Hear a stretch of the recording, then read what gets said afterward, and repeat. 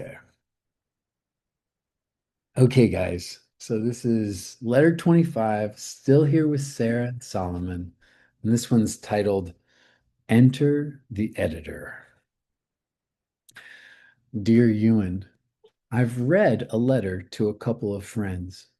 I read one to a coaching client because it felt timely, but now I've enlisted an editor. I think it would be easy to say that I'm enlisting the editor because it all needs to be edited. But we have something going here where truth is strutting its stuff. I fell in love with the editor a couple months ago, but I buried it, quashed it, smushed it in order to be a mature adult with boundaries. He's married, and I'm friends with him and his husband. If I thought that if I buried it, then I would gravitate closer and closer to him and his husband through the power of relating. His husband and I imagine, would see that we actually have insane sexual chemistry. I felt my energy reaching for him and imagine I felt his reaching back. When it arose, it would be in the right timing and we would have insane sex. But that feels bad now for one big reason. His husband can trust in proportion to the number of cards on the table, and I think he can tell I'm crushing on his man. Here's the rub. His husband feels some kind of taking sides energy in me when our group, that includes me, both of them and three other guys, is together doing relational practices. I don't think I'm taking sides. I think that me, his husband, and two other guys in the group, oh, this is a typo. I think that me, him, and two other guys in the group are the anxious ones. I think his husband and other guy in the group are the secure ones. I think the anxious ones are supposed to defer in a very specific way to the secure ones. We're supposed to trust their sense of okayness without proof, at least sometimes. That's vague, but it has worked with me, T, and J. T and J are way more secure than me. I used to feel all these perturbations and demand they show me all their feelings, and it was super easy to craft a sense making of my perturbations based on anything they said. It felt Sisyphean. I could infinitely blame my insecurity on their lack of revelation. I spotted it on my own at about the same time as I noticed T and J slowly being worn down by my righteous insecurity.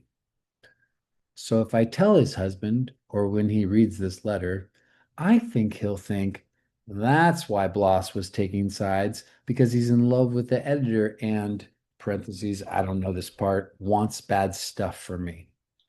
But my version is I know what I would do if someone who was secure loved me because I've done it. So when I point out that one of them is okay and trusting and the other one is not, I'm not saying that the untrusting one is the problem. I'm telling the untrusting one to receive the gift. We are allowed to defer nervous systems. The tendency to avoid doing this can kind of be reasonable, but I also think it's cultural and hurts us. That confused me. I'm going to read it again. The tendency to avoid deferring nervous systems can kind of be reasonable, but I also think it's cultural and hurts us. Hmm. People are taught that they need to hold their self-worth if the whole rest of the world stands against them.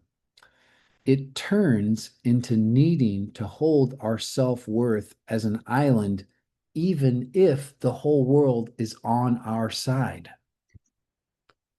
It makes sense if we're trying to decide who's going to knife us, but it really hampers the we.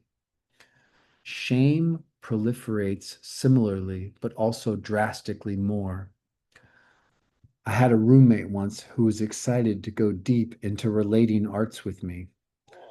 For 6 months, anytime one of us felt shame, we would say, shame. And then the other person would just stop in place and look the other in the eye. The feeling of shame would still be there for me, but so would his eyes. And his eyes would say, with calm severity, there's no way I'm kicking you out of my tribe. And we would kind of place our worth in those eyes, and the shame would still be felt, but it would release through our bodies, down our legs, out our feet, and then we'd be okay. We're allowed to defer our worth to the eyes of love. We're allowed to defer our worth to the eyes of love. We're allowed to defer our worth to the eyes of love, especially if it works. So I write this because if the editor is game to play, he should know two things. This project is set to go through everything without much tact or strategy. And I felt the place where I fall in love with people while we were walking. I just hid it because I thought it would ruin it. But I bet the editor already knew. And I can have boundaries and shit, but just not on my love or the awareness of my love. I just think it's really okay to know that I love people. The field seems to be getting bigger, Ewan. Mike. What do you mean by the field? Something like, so like I always, there's a way I always say, like, we always forget that we're often talking to ourselves at each other. It's like, on some level, like it's true, like viscerally, you and Solomon are like real, right? You're real and and subjectivities. So meaning like I could never make a perfect map of your being. I can only ever just like go towards it, almost like flying towards a nebula. It looks like a little pink paint smear, but it's actually a whole freaking galaxy in there. And then I also know that um, my perception of you and Solomon is basically like right now, you're like the avatar of femininity to me, and Mm, he's the avatar of innocence. And mm. like there's a like I'm looking at myself, like that's you're the girl me right now. And all the things I feel about the girl me are getting kind of like invading my perception of you. Same thing with Solomon. Everybody's like, when people are like, babies are so cute. I'm like, wow, when you behold your own innocence, you feel a lot of wonder.